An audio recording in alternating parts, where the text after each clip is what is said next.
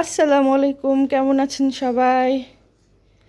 সবার কি সেহরি রান্না করা শেষ? আমি তো এখনো রান্না করতেই পারলাম না। এই যে আমার ছোট নবাব জেগে বসে আছে, ঘুমায় না, একটু করে ঘুমায় আবার জেগে যায়। তারপর দেখি এই যে আরেকজন থুম ধরে বসে আছে। আর আমার ম্যাডাম, ওই যে ম্যাডাম, লক্ষ্মী ম্যাডাম পড়তে বসেছে। তা আমি রান্না করব। তো রান্নার জন্য এখানে চিকেনটা ধুয়ে রেখে দিয়েছি, জাস্ট রান্নাটা বসাবো আর একটু ভাজি করব, এই আর কি। কি হয়েছে বলো?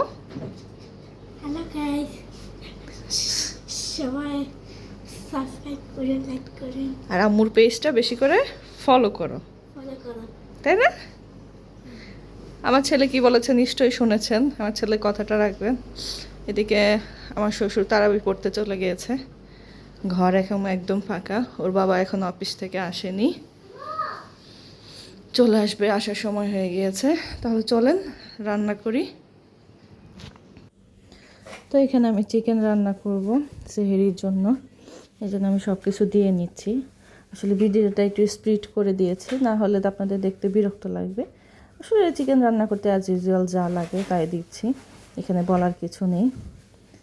তো আমি এই ফার্স্ট টাইম স্ট্যান্ডে বসিয়ে মোবাইলটা রান্না করছি, জানি না কেমন হলো, ভিডিওটা কেমন হচ্ছে অবশ্যই সবাই জানাবেন।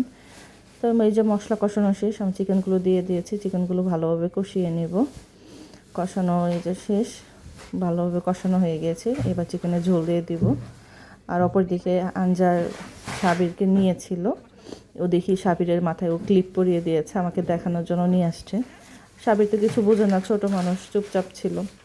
এই যে চিকেনে আমি গরম পানি দিয়েছি। এদিকে আঞ্জারের বাবা অফিস থেকে চলে এসেছে, কালকে এই রোজা উপলক্ষে সে ফল, খেজুর, মুড়ি এগুলো নিয়ে আসছে, সেগুলো আমি গুছিয়ে রাখছিলাম। এদিকে চিকেনে কিছু একটা কাঁচামরিচ দিয়ে দিলাম, আবার এই যে টমেটো, বেগুন এগুলো নিয়ে আসছে কিছু কাঁচা বাজার।